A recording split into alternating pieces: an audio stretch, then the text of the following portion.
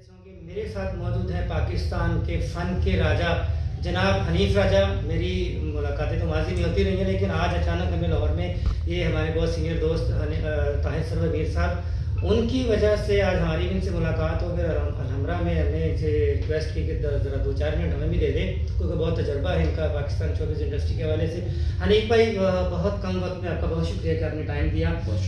फरमाइए कि मुझे ये थोड़ी सी आपसे शिकायत है कि आप बहुत कम दिखाई दे रहे, क्या वजह है इसकी? बस असल में बीच में मैं कुछ अपने बिजनेस वगैरह में लग गया था, और मैं कुछ बिजनेस करता हूँ अपना, तो उसकी तरफ की बात काट रहा हूँ। शो बिजनेस में लोग आ रहे हैं। Show business is very good business, but I think this is not complete business.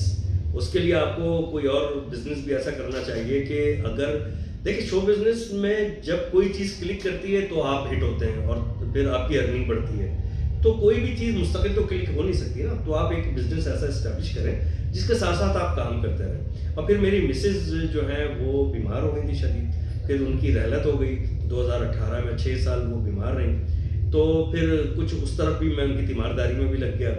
तो अब उसके बाद मैं पिछले फिर 2 साल तो ये कोविड में चले गए, 2-2.5 साल कोरोना में चले गए। उसके बाद जब ये सब कुछ खुला, दुनिया खुलना शुरू हुई, तो फिर हमने दोबारा से शुरू किया। तो अब आपको मैं हर जगह ही नज़र आ रहा हूँ ऑलमोस्ट। नहीं, इंशाल्लाह आप नज़र आएंगे। तो वो नाज़रीन जो आपको देखना चाहते हैं, जो आपके दीवाने हैं, चाहने वाले हैं आपकी परफॉर्मेंस के, तो वो अब क्या सरप्राइज उन्हें देने वाले हैं आप? देखिए, अभी तो मैं समा टीवी के साथ एक शो करने आया हूँ यहाँ पे, उसका नाम है सुपर ओवर। जी, ताहिर सरवर मीर साहब का, और उनकी तहरीर है, उन्हीं की बेहतरीन डायरेक्शन है, तो उसमें बड़ा मज़ा आता है। ताहिर सरवर मीर साहब के साथ एक केमिस्ट्री भी मिलती है, एक मिजाज मिलता है। तो एक ज़माने से आप साथ जी, बहुत ज़माने से, और वो मेरे बड़े प्यारे दोस्त हैं ताहिर साहब। तो ताहिर सरवर मीर साहब ने बहुत प्यार से बुलवाया, समा ने बड़े प्यार से बुलवाया। तो वो मुझे पहले तो गेस्ट बुलवाया उन्होंने शो में, जिस तरह गेस्ट आता है सेलिब्रिटी गेस्ट, और मेरे साथ एक पॉलिटिशियन खातून थी गेस्ट। उसके बाद उन्होंने कहा कि बड़े बेहतरीन 2 आपने कैरेक्टर इसके अंदर करने हैं। तो मुझे कराची जाना था, लेकिन उन्होंने इतना इतरार किया, मैंने कहा अच्छा मैं करता हूँ। तो मैं वो तकरीबन 3 शो करके फिर मैं कराची चला जाऊँगा। फिर कुछ मुझे एयरवाई के लिए भी शूट करवानी है। तो बस अब वो सिलसिला चल पड़ा है सारा, क्योंकि मैं अब एक्टिव हो गया हूँ। तो आप इंशाल्लाह देखेंगे। आपने पूछा था कि सरप्राइज़ क्या देने वाले हैं, तो जो हो सकेगा, बाकी अल्लाह करने वाला है, उसकी ज़ात है करने वाली, तो जो हो सकेगा अपने देखने वालों के लिए बेस्ट से बेस्ट एंटरटेनमेंट और फैमिली एंटरटेनमेंट। मेरी एंटरटेनमेंट में मुझे अपने मुंह से तो बोलना अच्छा नहीं लगता, अपने मुंह या मिठू हो जाएगा, लेकिन आप लोग ही बताएंगे।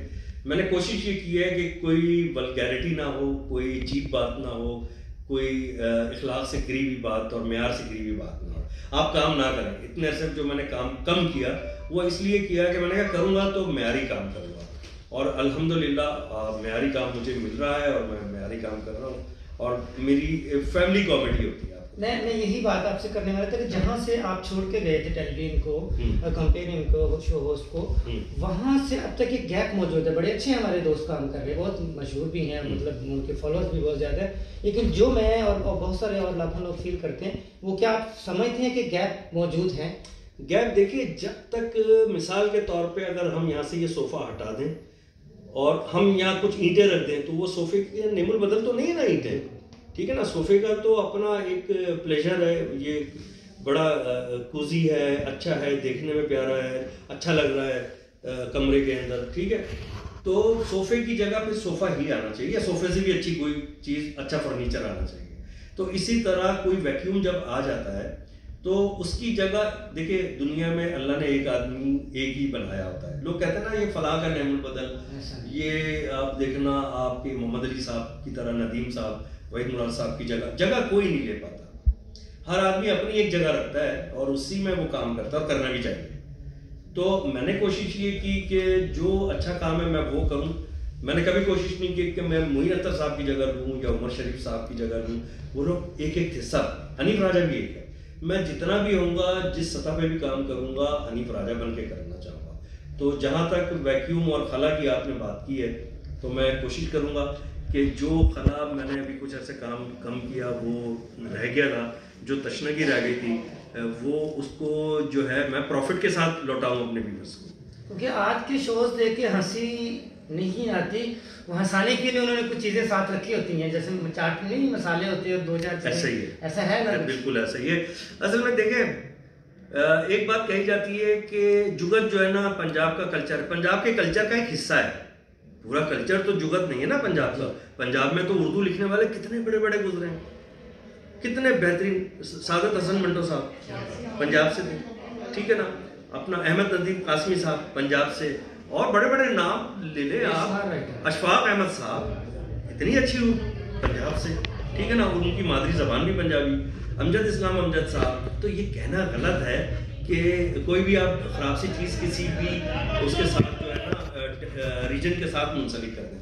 सिर्फ जुगत कॉमेडी नहीं है। अगर सिर्फ जुगत ही कॉमेडी होती तो मुश्ताक अहमद यूसुफी साहब इतने बड़े राइटर ना होते। सिचुएशन भी होती है, बहुत कुछ होता है, और ये पंजाब के लोग समझते हैं। तो मेरा ख्याल है कि पंजाब में जुगत से बाहर निकल के भी कॉमेडी होनी चाहिए, जैसे पहले भी हुई है। फिल्मों में कितनी बेहतरीन कॉमेडी हुई है, मुनार ज़रीफ साहब से लेके आप लहरी साहब, रंगीला साहब, और बहुत सारे लोग हैं।